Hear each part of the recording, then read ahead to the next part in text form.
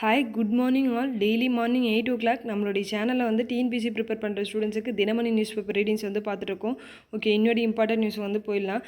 வங்கதேசத்தில் மிகப்பெரிய வன்முறை நடந்துட்டு வரதுனால அந்த நாட்டிலிருந்து பிரதமர் ஷேக் ஹசீனா அவர்கள் வந்து அவங்க பதவியை ராஜினாமா செஞ்சுட்டு இந்தியாவுக்கு வந்துட்டாங்க. என்னென்னா, வங்கதேசத்தில் சுதந்திர போராட்ட வீரர்களுடைய வாரிசுகளுக்கு அரசு பணியில் 30% ரிசர்வேஷன் கொடுக்கப்படும் சொல்லிட்டு சொன்னதுனால மிகப்பெரிய கலவரம் வந்து நடந்துட்டுருக்கும். இதில் பல்வேறு மாணவர்கள் எல்லாமே வந்து உயிரிழந்திருப்பாங்க.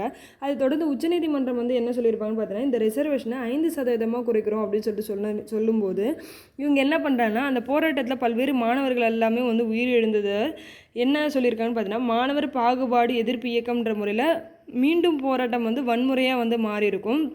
அதை தொடர்ந்து அந்த நாட்டினுடைய பிரதமர் ஷேக் ஹசீனா தன்னுடைய பதவியை வந்து ராஜினாமா செஞ்சுருக்காங்க. அதில் அந்த நாட்டினுடைய இராணுவ தலைமை தளபதி வாக்கர் உஸ்மான் என்ன சொல்கிறாருன்னு பார்த்தீங்கன்னா, விரைவில் வந்து இடைக்கால அரசு வந்து அமைக்கப்படும் அப்படின்னு சொல்லிட்டு சொல்கிறாரு. சரிங்களா? நெக்ஸ்ட்டு பார்க்கலாம். ஓகே, நெக்ஸ்ட் இங்கே பாருங்கள். சுதந்திர தின விழாவில் 100 அயலக தமிழர்கள், அதாவது வேர்களை தேடி திட்டம் கீழே தமிழ்நாட்டினுடைய பல்வேறு பாரம்பரிய இடங்களில் பண்பாட்டு சுற்றுலா மேற்கொண்டு வராங்க இந்த 100 அயலக தமிழர்கள். ஓகேங்களா? இந்த 100 அயலக தமிழர்களும் சுதந்திர தின விழாவில் வந்து கலந்துக்க போகிறதா சொல்கிறாங்க. ஓகேங்களா? ஓகே, நெக்ஸ்ட்டு பார்க்கலாம். நெக்ஸ்ட்டு பார்க்கலாம். ஓகே, நெக்ஸ்ட்டு இன்னியோட குறளை வந்து நம்ம வாசிப்போம். இந்த குறள் வந்து அறிவு உடைமை அப்படின்ற அதிகாரத்துலேருந்து நம்மளுக்கு கொடுத்துருக்காங்க. என்ன சொல்கிறான்னா, அறிவுடையார் ஆவது அறிவார், அறிவிலார் அக்தரி கல்லாதவர்.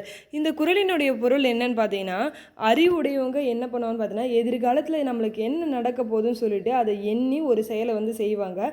அறிவில்லாதவங்க அதை வந்து அறிய முடியாது, அதாவது தெரிந்து கொள்ள முடியாது. அறிவில்லாதவனா சிந்தனை செய்யாமல் ஒரு செயலை செய்கிறவங்களால என்ன பண்ண முடியாது, எதிர்காலத்தில் என்ன நடக்கும்னு சொல்லிட்டு அறிய முடியாது, அதாவது தெரிஞ்சிக்க முடியாதுன்னு சொல்லிட்டு சொல்கிறாங்க. சரிங்களா? அறிவுடையார் ஆவது அறிவார், அறிவிலார் அக்தரி கல்லாதவர். ஓகே, நெக்ஸ்ட் பார்க்கலாம்.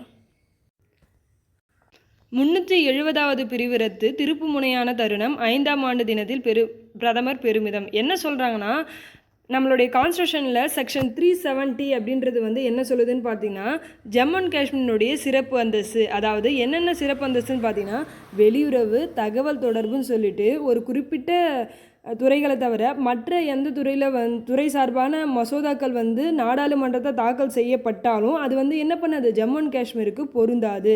நெக்ஸ்ட் என்னென்னா, யாருமே, அதாவது பிற மாநிலத்தவர்கள் யாருமே ஜம்மு அண்ட் காஷ்மீரில் போயிட்டு என்ன பண்ண முடியாதுன்னு பார்த்தீங்கன்னா, அசையா சொத்துக்களை வாங்க முடியாது.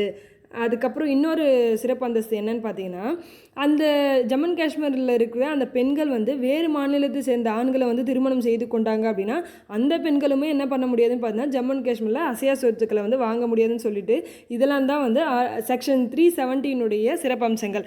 அப்புறமேட்டு ஆர்டிகல் 35 ஏன் வந்து என்ன சொல்லுதுன்னு பார்த்தீங்கன்னா, ஜம்மு அண்ட் காஷ்மீரினுடைய நிரந்தர குடியிருப்பாளர்கள் யார் என்பதை முடிவு செய்யும் அதிகாரத்தையும், அரசு வேலைகளும் அப்புறம் அரசினுடைய உதவித்தொகைகளும் யார் யாருக்கெல்லாம் கொடுக்கணும் அப்படின்றதையும் முடிவு செய்கிற அதிகாரம் வந்து யார்கிட்ட இருக்குன்னு பார்த்தீங்கன்னா, ஜம்மு அண்ட் காஷ்மீரினுடைய சட்டமன்றத்துக்கு மட்டும்தான் இருக்குது அப்படின்ற அந்த சிறப்பம்சங்களை கொடுக்கறது தான் இந்த ரெண்டுமே. சரிங்களா? இதை வந்து ரத்து செஞ்சுருப்பாங்க நம்மளுடைய சென்ட்ரல் கவர்மெண்ட். என்னைக்குன்னு பார்த்தீங்கன்னா, 2019 ஆகஸ்ட் 5ஆம் தேதி வந்து என்ன பண்ணியிருப்பாங்கன்னு பார்த்தீங்கன்னா, இந்த ஜம்மு அண்ட் காஷ்மீரினுடைய சிறப்பு அந்தஸ்து வழங்குகிற பிரிவுகளை வந்து ரத்து செஞ்சுருப்பாங்க. இதனுடைய 5ஆம் ஆண்டு தினத்தில் தான் நம்மளுடைய பிரதமர் அவர்கள் வந்து திருப்பு முனையான தருணம் இந்த ரத்துன்றதை சொல்லியிருப்பார். சரிங்களா? அப்போது இந்த இந்தியன் கவர்மெண்ட் இந்த ரத்து செஞ்சதை வந்து நம்மளுடைய உச்சநீதிமன்றம் வந்து என்னைக்கு வந்து அங்கீகரித்தாங்க அப்படின்னு சொல்லிட்டு பார்த்தீங்கன்னா, 2023 டிசம்பர் 11 அன்றைக்கி தான் வந்து என்ன பண்ணியிருப்பாங்கன்னு பார்த்தீங்கன்னா, நம்மளுடைய உச்சநீதிமன்றம் வந்து இந்தியன் கவர்மெண்ட் ரத்து செஞ்சதை வந்து அங்கீகரிச்சிருப்பாங்க. சரிங்களா? ஓகே, நெக்ஸ்ட்டு பார்க்கலாம்.